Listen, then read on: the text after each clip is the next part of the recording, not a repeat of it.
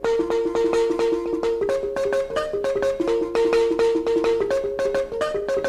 est 15 heures sur Radio Campus. Voici le bulletin d'information 7 jours en Afrique. Bonjour chers auditeurs et auditrices, vous êtes à présent dans notre magazine d'information consacré au continent et à sa diaspora.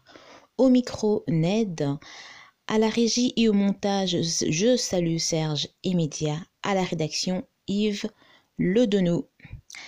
Quelques titres de notre édition d'aujourd'hui. Brève info sur le Covid-19 sur le continent africain. Coronavirus, polémique autour du remède de Madagascar. Togo, l'opposant Agbeyome Kodjo a été arrêté. Namibie, le pays fait face à la pire contraction économique de son histoire. Nous ouvrons notre journal avec la rubrique crise sanitaire et la pandémie. Quelques brèves infos sur le Covid-19 sur le continent africain. Le Sénégal a atteint la barre des 500 cas franchis avec 66 nouvelles contaminations. Le Nigeria signale 108 nouveaux cas. En Tunisie, 918 cas d'infection confirmés, dont 38 morts. La Côte d'Ivoire dépasse la barre des 1000 contaminations. Le Maroc atteint le nombre de cas confirmés qui s'élève à 3568, avec 122 nouveaux cas. Au Mali, le nombre de cas confirmés dépasse les 300. Au Kenya, 320 cas recensés, dont 17 nouveaux. Le Cap-Vert enregistre 9 nouveaux cas positifs, 82 au total. Un total de 26 membres du personnel de la MINUSMA testés positifs depuis le 25 mars. Enfin, le bilan du coronavirus en Afrique s'élève à 1242 décès pour 25 937 cas confirmés. Le Covid-19, la SADC appelle à des efforts collectifs pour lutter contre les violences faites aux femmes. La communauté de développement d'Afrique australe, la SADC, a appelé à des efforts collectifs pour lutter contre l'augmentation des violences contre les femmes en Afrique pendant le confinement destiné à lutter contre la pandémie de Covid-19. Un récent cri d'alarme d'ONU Femmes a indiqué que certains pays, en particulier ceux fortement touchés par le Covid-19, ont enregistré une augmentation de 30% des cas de violence domestique et d'environ 33% des appels d'urgence pour violences faites aux femmes.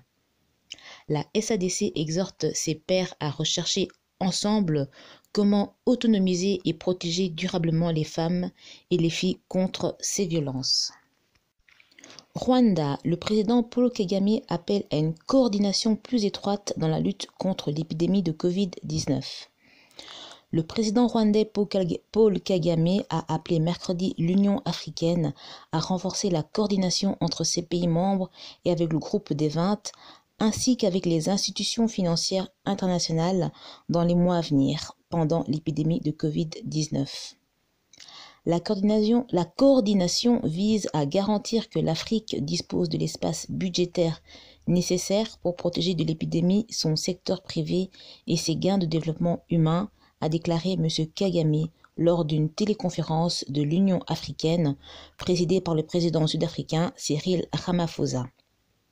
Cette réunion a également réuni les chefs d'État et de gouvernement de la République démocratique du Congo, de l'Éthiopie, du Kenya, du Mali, du Sénégal et du Zimbabwe, ainsi que des chefs d'entreprise africains.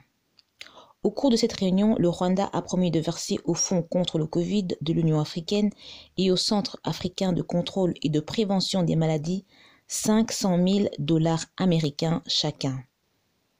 Au cours de cette téléconférence, M. Ramaphosa, dans le cadre de ses fonctions de président de l'Union africaine, a nommé 4 envoyés spéciaux afin de mobiliser le soutien international aux efforts de l'Afrique pour relever les défis économiques auxquels les pays africains seront confrontés à cause de la pandémie de Covid-19. La Commission économique des Nations Unies pour l'Afrique a prévenu en mars que la crise actuelle du nouveau coronavirus pourrait sérieusement entraver la croissance déjà stagnante de l'Afrique et entraîné d'énormes pertes de recettes d'exportation. Union africaine. Le président nomme des envoyés spéciaux pour solliciter des fonds contre l'épidémie pour l'Afrique. Le président sud-africain Cyril Ramaphosa, dans le cadre de ses fonctions de président de l'Union africaine, a déclaré mercredi avoir nommé 4 envoyés spéciaux pour solliciter un soutien financier en faveur de l'Afrique afin d'aider le continent à endiguer le Covid-19. Les 4 envoyés spéciaux sont le Nigérian Ngozi Okonjo-Iweala, le Rwandais Donald Kaberuka, le Sénégalais Tidjane Thiam et le Sud-Africain Trevor Manuel. Ils sont chargés de solliciter un soutien financier pour les efforts du continent auprès des pays du G20, des organisations internationales et des communautés de donateurs ainsi que des milieux d'affaires africains. M. Ramaphosa a affirmé avoir encouragé la Banque mondiale, le Fonds monétaire international, la Banque africaine de développement et d'autres institutions régionales à utiliser les instruments disponibles pour aider à combattre le Covid-19 en Afrique. En général, la réponse a été positive, divers partenaires ayant annoncé des contributions, offert des mesures d'allègement de la dette et fourni un soutien concret sous forme d'envoi de fournitures médicales, a noté M. Ramaphosa. Le président sud-africain a également envoyé des lettres à de nombreux dirigeants mondiaux pour lancer un appel pressant aux partenaires multilatéraux et bilatéraux pour leur aide dans la stratégie de l'Afrique contre le Covid-19. Coronavirus, polémique autour du remède de Madagascar. Madagascar dit avoir trouvé un remède contre le coronavirus, mais l'OMS a indiqué qu'il n'existe pour l'heure aucune preuve que le remède peut prévenir ou guérir du coronavirus. Le président malgache Andry Rajoelina a lancé le lundi 20 avril un remède censé prévenir et guérir le coronavirus. Il a lui-même bu ce remède fait à base de plantes médicinales locales et promis qu'il serait disponible pour contrer le coronavirus sur la Grande Île. Malgré un lancement en grande pompe, l'Organisation mondiale de la santé affirme qu'il n'existe aucune preuve scientifique que le remède de Madagascar contre le Covid-19 soit efficace. L'Académie nationale de médecine du pays, l'ANAMEM, a également mis en doute l'efficacité du remède conçu par l'Institut malgache de recherche appliquée, l'IMRA. L'ANAMEM précise que le remède Covid Organics pourrait potentiellement nuire à la santé des personnes qui les consomeraient car ces preuves scientifiques n'avaient pas été établies. Le Covid Organics, fait à base de plantes, est distribué gratuitement aux personnes les plus vulnérables. Passons maintenant au chapitre élections de notre journal. Au Togo, l'opposant Agbeyome Kodjo a été arrêté. L'ancien Premier ministre du Togo, Agbeyome Kodjo, arrêté mardi, a été conduit dans les locaux de la gendarmerie. L'homme politique président du parti d'opposition Mouvement patriotique pour la démocratie et le développement, le MPDD, et candidat de la dynamique Pozro, est arrivé deuxième lors de l'élection présidentielle le 22 février, dont il conteste les résultats officiels qui le créditent de 19,46% des voix contre un peu plus de 70,78% pour Faure Gnassingbé. Les forces de sécurité togolaises ont effectué mardi une descente à son domicile. L'opposant a été arrêté pour n'avoir pas répondu à sa 3e convocation successive devant le service central de recherche et d'investigation criminelle de la gendarmerie. M. Kodjo a été arrêté aujourd'hui. Les forces de sécurité ont enfoncé son portail et les portes de sa maison avant de l'arrêter et de l'emmener, a déclaré l'AFP Maître Claverdry, l'un de ses avocats. Les avocats de M. Kodjo ont indiqué que leurs clients n'avaient pu répondre aux convocations du 1er et 9 avril, ainsi qu'à celles de lundi pour des raisons de santé. L'immunité d'Agbeyome Kodjo a été levée mi-mars, à la demande du parquet de Lomé pour s'être auto-proclamé président de la République. Selon le procureur, il s'est également présenté illégalement comme prétendu chef de l'État et chef suprême des armées, appelant la nation et les forces armées togolaises à se mobiliser contre le pouvoir. Pour le procureur, ces propos et agissements relèvent des qualifications de troubles aggravés à l'ordre public et d'atteinte à la sécurité intérieure de l'État. Pour rappel, selon un analyste, il observe à moitié étonné la reproduction des schémas d'impasse que se reproduit au Togo après le Gabon, la RDC et le Cameroun. On dirait que les Africains ne tirent pas les leçons des échecs de leurs compatriotes des autres enclaves coloniales face aux dictatures installées par la France dans nos pays. Qu'est allé faire M. Kodjo dans une mascarade présidentielle dont l'arbitre, le commissaire du match, les instances de recours sont des joueurs ou anciens joueurs d'une seule équipe?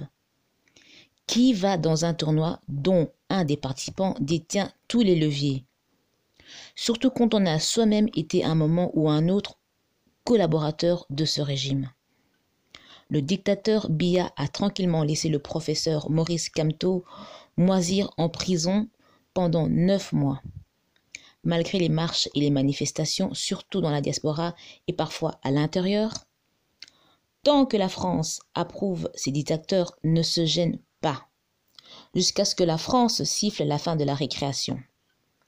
Les peuples ne doivent plus croire dans des mascarades électorales organisées par les régimes dictatoriaux néocoloniaux.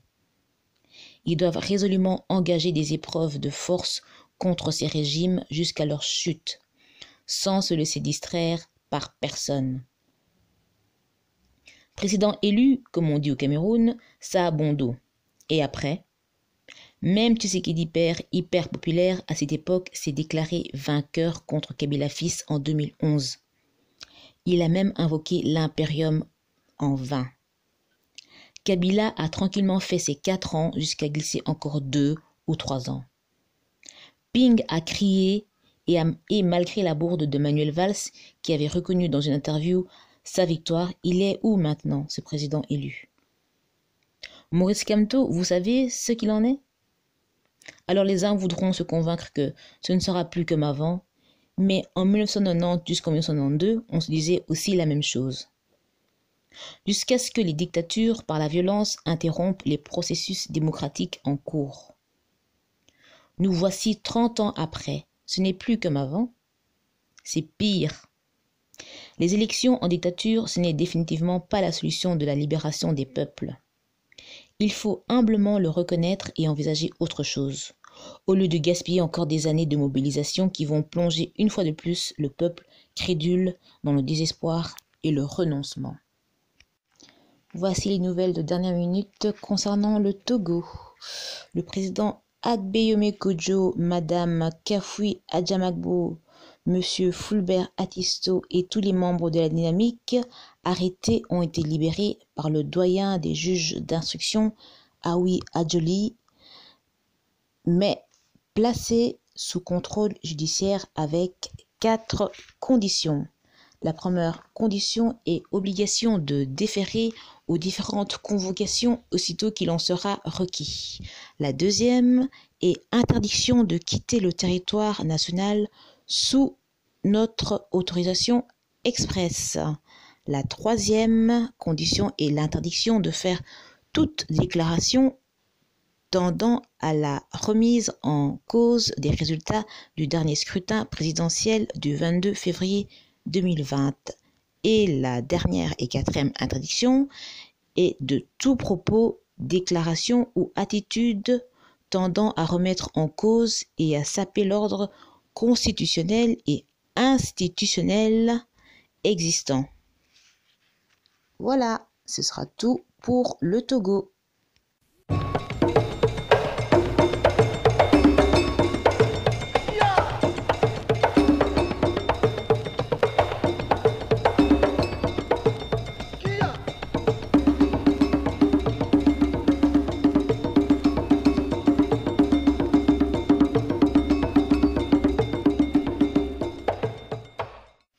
CEDEAO, l'institution reconnaît la victoire d'Umaro Sissoko Embalo au second tour de la présidentielle en Guinée-Bissau.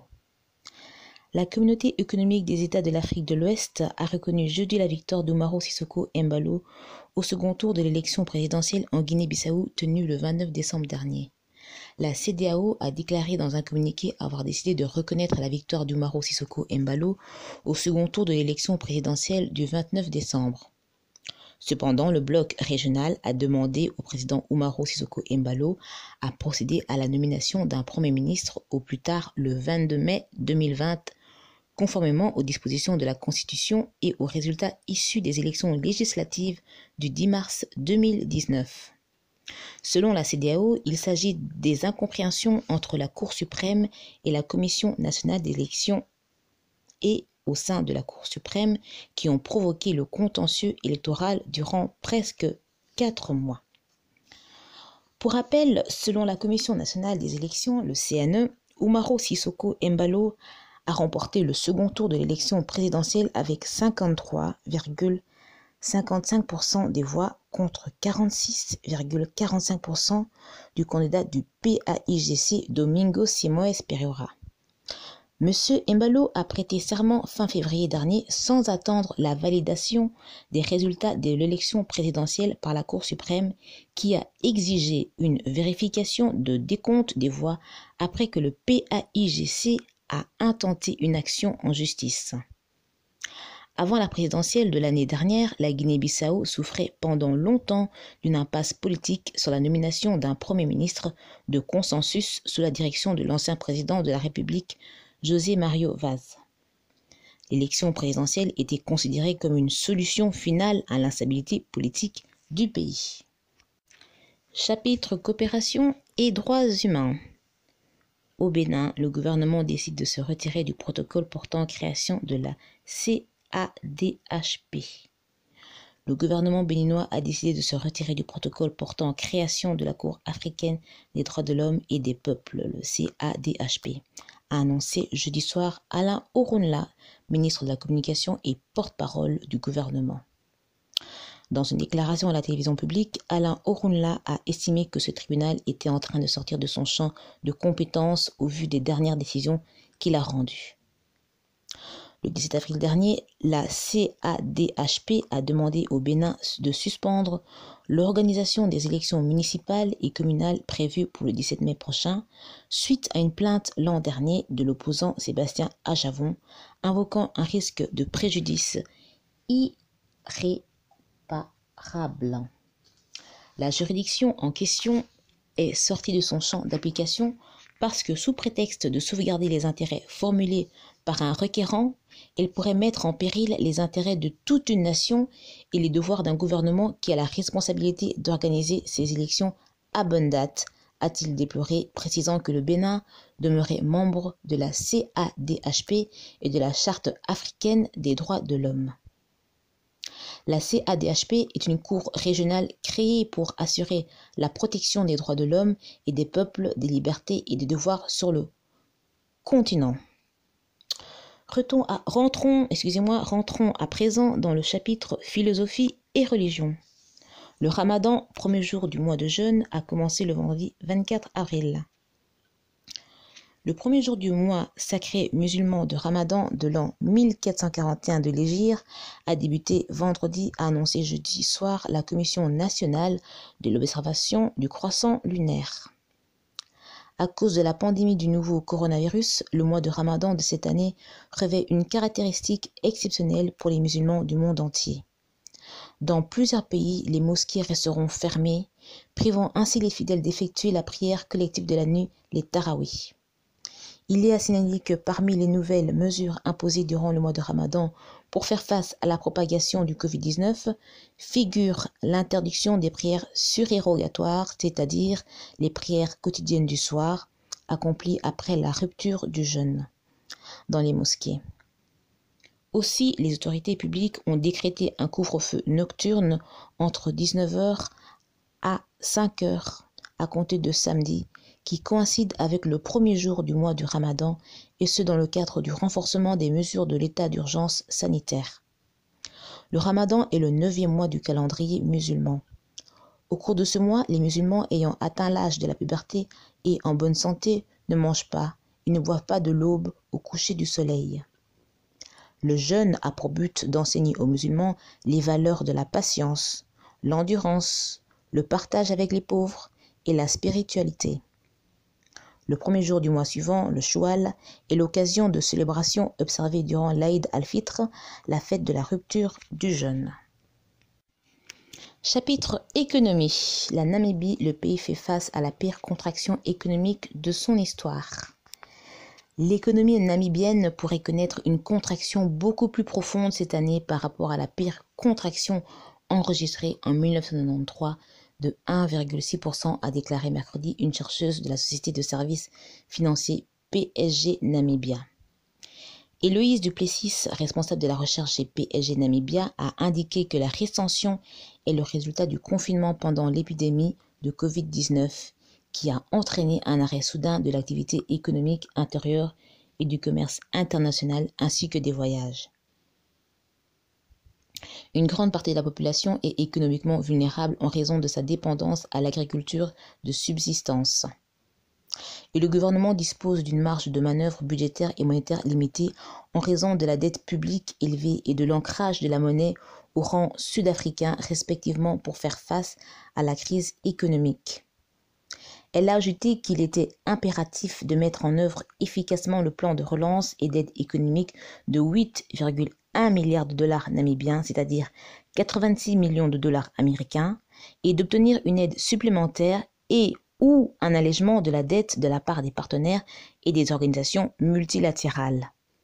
La croissance du PIB réel de la Namibie devrait rebondir à 7% en 2021, conformément à la reprise de la croissance mondiale à 6,5% l'année prochaine. Allons au Bénin, où la croissance économique va chuter de 3,2% en 2020 en raison de l'impact du Covid-19. La croissance économique béninoise devrait décélérer à 3,2% en 2020 en raison des restrictions imposées par le Covid-19 sur l'activité domestique, de la baisse substantielle de la demande extérieure et des perturbations du commerce mondial ainsi que des chaînes d'approvisionnement, a annoncé le Fonds monétaire international, le FMI, dans un communiqué publié mercredi à Cotonou. Les autorités sont en train de mobiliser des financements supplémentaires auprès du FMI et d'autres partenaires internationaux pour financer cette hausse du déficit budgétaire, a mentionné le communiqué, ajoutant que pour contrer la dette publique qui devrait atteindre 43,3% du PIB en 2020, les autorités restent entièrement dédiées à l'objectif de soutenabilité budgétaire, ancré dans une baisse constante du ratio de la dette publique sur le PIB à moyen terme à mesure que la crise s'atténue. Pour rappel, après une forte croissance estimée à près de 7% en 2019, la pandémie ainsi que la fermeture prolongée de la frontière avec le Nigeria devraient affaiblir considérablement les perspectives économiques à court terme du Bénin. Les autorités béninoises s'activent pour prendre des mesures vitales pour contenir la pandémie et en limiter les répercussions. Nous sommes toujours dans le chapitre économie. Nous allons à l'île Maurice où la compagnie d'aviation nationale Air Mauritius, qui est sous administration volontaire. La compagnie d'aviation nationale mauricienne s'est placée sous administration volontaire ce mercredi, a annoncé son conseil d'administration dans un communiqué. Le conseil s'était réuni ce même jour pour prendre connaissance de la dernière situation financière de la société à la lumière des récents développements mondiaux liés à la crise du Covid-19. Pour rappel, en janvier 2020, le conseil d'administration avait mis en place un comité de pilotage de la transformation en vue de répondre aux difficultés financières de la société et de revoir son modèle économique pour assurer un avenir durable. De vastes consultations ont eu lieu avec toutes les parties prenantes concernées et des progrès substantiels ont été accomplis dans la formulation du plan d'action à recommander au Conseil, a expliqué le communiqué. Dans ces circonstances, le Conseil est d'avis que la société ne sera pas en mesure de faire face à ses obligations financières dans un avenir prévisible. Il a donc pris la décision de placer la société sous administration volontaire afin de sauvegarder les intérêts de Air Mauritius ainsi que ceux de toutes les parties prenantes. Les administrateurs nommés sont Sattar Haji Abdullah, FCA, et Arvind Singh Kajokol, FCA de la compagnie Grant Thornton, avec effet à partir de mercredi dernier. Chapitre Agriculture et développement. La Côte d'Ivoire, les autorités apportent un appui de 18 millions de dollars aux transformateurs locaux de cacao.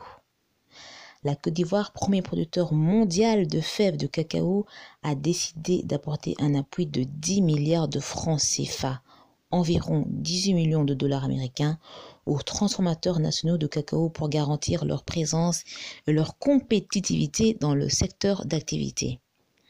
Lors d'un conseil des ministres mercredi, le gouvernement ivoirien a adopté une ordonnance portant appui aux transformateurs nationaux de cacao en vue de garantir la présence et la compétitivité de ces acteurs, menacés de disparition du fait de difficultés majeures.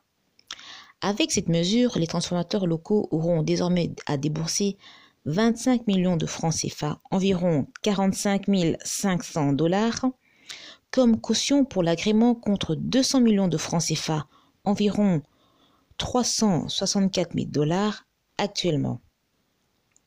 La Côte d'Ivoire ambitionne de transformer localement 50% de sa production annuelle de fèves de coco, estimée à 2 millions de tonnes. Le pays enregistre près de 40% des récoltes mondiales de cacao et les ressources procurées participent à hauteur de plus de 30% du PIB, représentant environ 40% des recettes d'exportation du pays. Nous arrivons au chapitre drame et sécurité de notre journal. La RDC, 14 morts dans une attaque d'une secte politico-religieuse.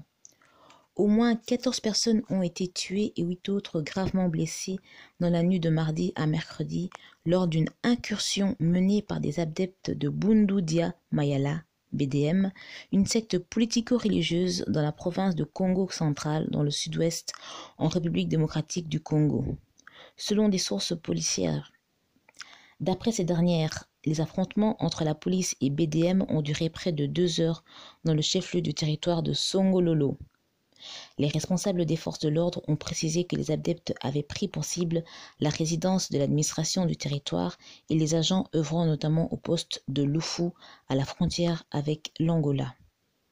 Dans une correspondance du ministre d'État en charge des Affaires intérieures, le gouvernement de la RDC a adressé une dernière mise en garde à Né Mwanda Nsemi, dont les activités sont source de troubles à l'ordre public à Kinshasa et à travers la province du Congo central.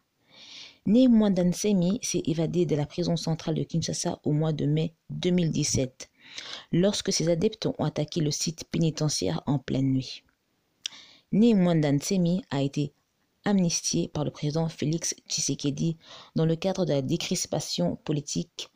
Plusieurs prisonniers ayant à ce titre été libérés ou ayant bénéficié de réduction de peine. Et nous finirons ce journal avec le chapitre culture. Coronavirus, Angélique Kidjo réédite Pata Pata de Myriam Makeba. La chanson à succès des années 1960 Pata Pata de l'artiste sud-africaine anti-apartheid Myriam Makeba a été rééditée avec de nouvelles paroles visant à lutter contre la propagation du coronavirus. La chanteuse béninoise Angélique Kidjo, qui a été guidée par Myriam Makeba, chante la nouvelle version avec des paroles qui encouragent à se laver les mains et à garder une distance de sécurité. Pata Pata signifie touche légère en xhosa. Voici quelques-unes des nouvelles lignes de la chanson. C'est le moment de s'asseoir, c'est pas de pata pata. Restez à la maison et attendez. Nous devons garder nos mains propres, donc pas de pata pata. Ne touchez pas votre visage, gardez vos distances s'il vous plaît. C'est la fin de notre magazine de ce jour. Merci de l'avoir suivi. Nous vous donnons rendez-vous dimanche prochain pour d'autres actualités d'ici et du continent. La suite de la programmation avec l'Africa Sport, l'agenda et les dossiers de Soulaba Palabre consacrés à l'heure politique.